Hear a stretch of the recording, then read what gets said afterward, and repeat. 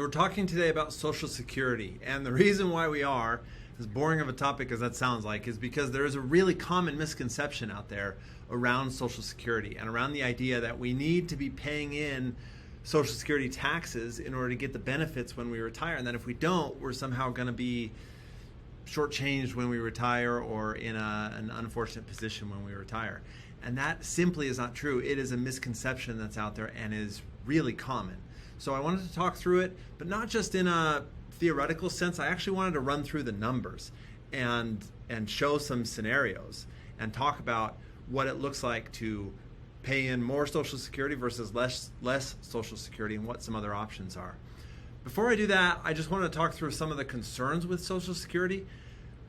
Honestly, they're really boil down to four major concerns. The first is that in order to pay Social Security, it's bundled up with what they call FICA taxes or self-employment tax or employment taxes. And all similar terms for the same thing, but it's got Social Security and Medicare and Medicaid taxes all bundled up into the same ball. And that ball amounts to about 15.3% in total tax, and about 12, not about, it is 15.3%, and then 12.4 of that is Social Security. So it is the majority of that ball.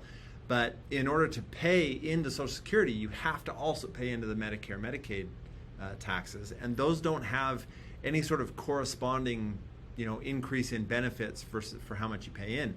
It's just a tax.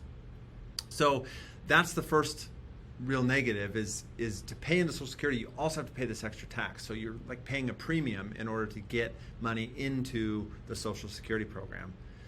The second detriment to Social Security is that it has a terrible return on investment.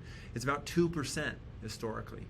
And I mean, you could invest in treasury bonds and get 3%. It is an awful return on investment. The third major detriment is that you have no control over it. It's gone. It's a tax. You can't even decide which funds it's put into. You can't decide anything about it.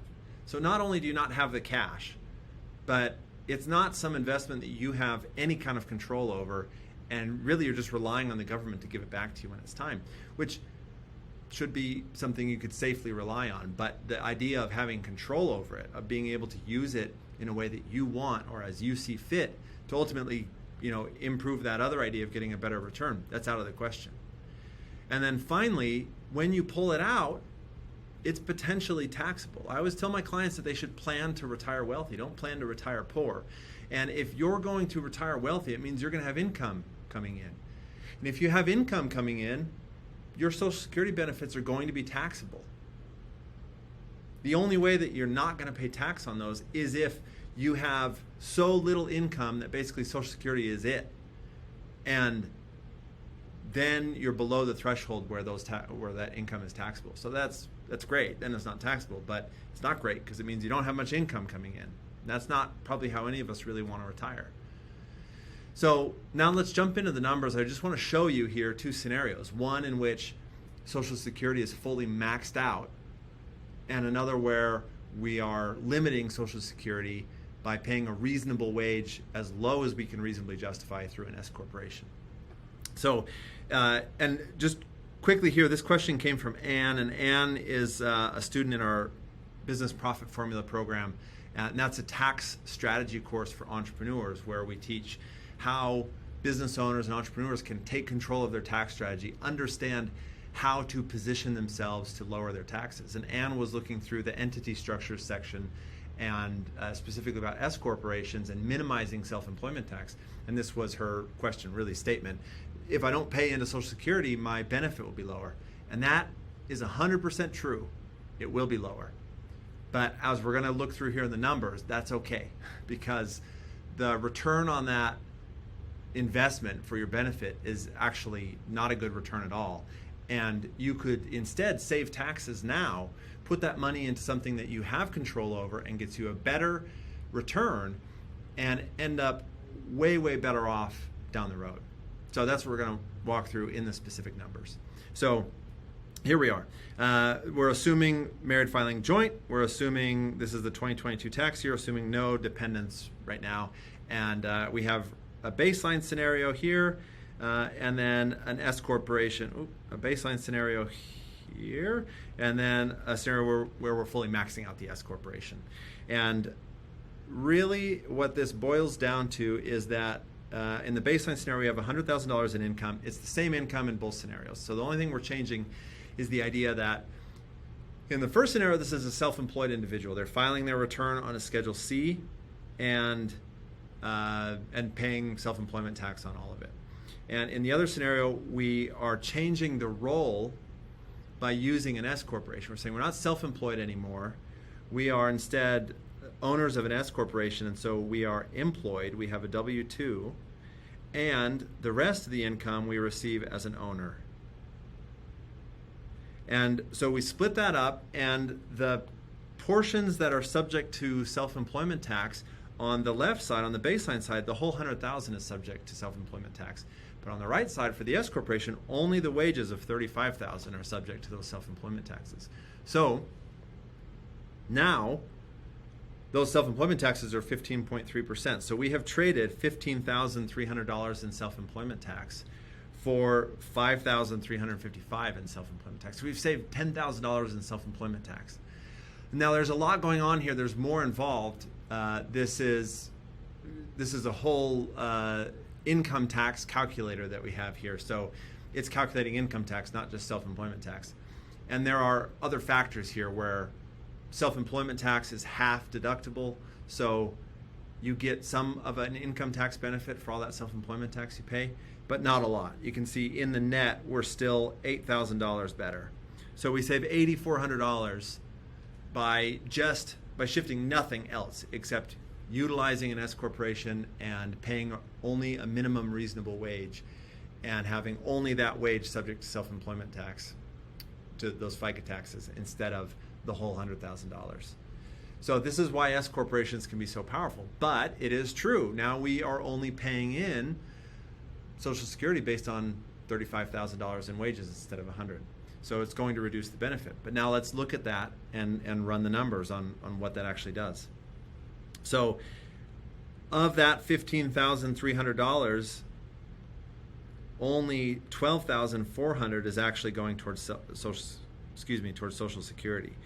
And we get about a 2% annual return on Social Security.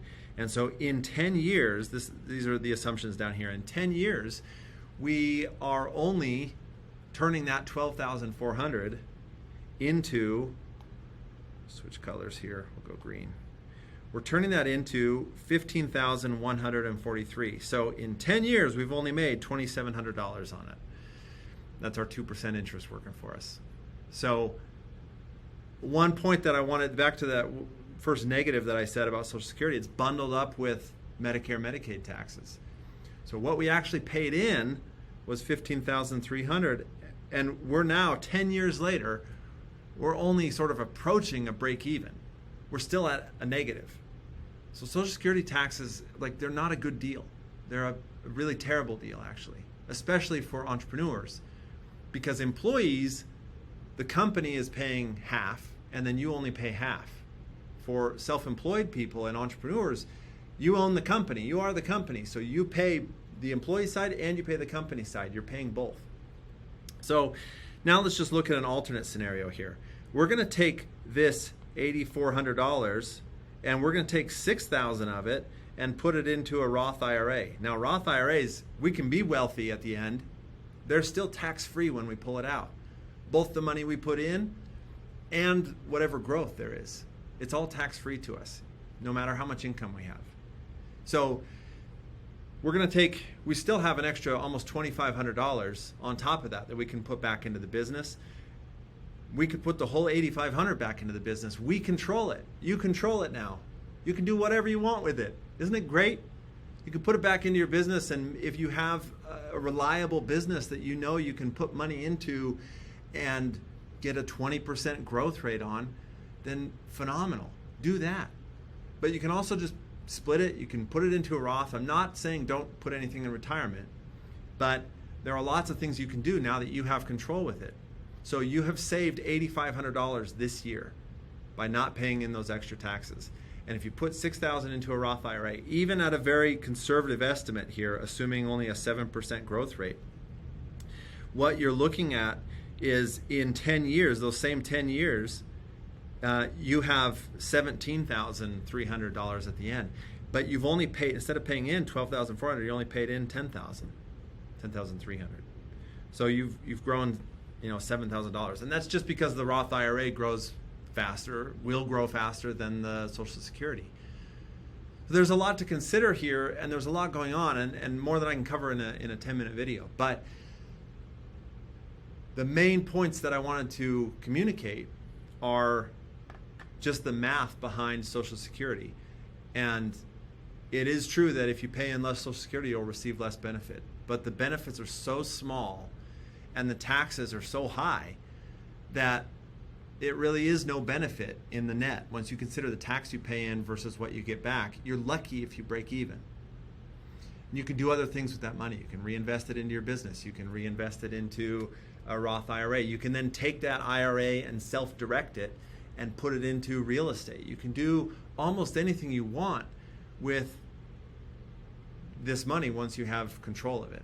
And these are all things that we talk about in the course more in depth. We haven't talked about self-directing really and the option to use retirement funds, not just to have them sitting in some mutual fund that you can't control, but to use them for retirement or to make private lending or to do anything that, to purchase classic cars, to do anything that you are interested in. There are so many options for what you can actually do with that once you have control of the money, and self-directing is a way to do that. We haven't talked about other retirement strategies and how to really max that out, how to use something like a solo 401k to really max out how much you can put in and get a tax benefit for today. We haven't talked about just different types of entity structures and how you can use those. We've only talked about the S corporation. There are lots of other options. And all of these are things that we cover in the course, in the Business Profit Formula course. So if, anyway, I'll put a link to that if anyone wants to go check that out. And we have the Business Profit Formula course. We also have the Wealth Savvy Solution community, which is one where we have live Q&A calls to answer questions exactly like this and do it live so that if you have follow-up questions, we can go through it. So I just wanted to share this idea about Social Security tax. I've had this question come up a lot. It's a really common misconception. I hope this helps clarify the idea that we basically never, it doesn't matter our age, it doesn't matter what the circumstance is, we almost never want to pay in more in Social Security taxes than we absolutely have to, because whatever theoretical benefits there are, they don't pass muster when it comes to actually doing the math on them versus what else we could do with that money if we saved it instead of paying the tax in. Thanks.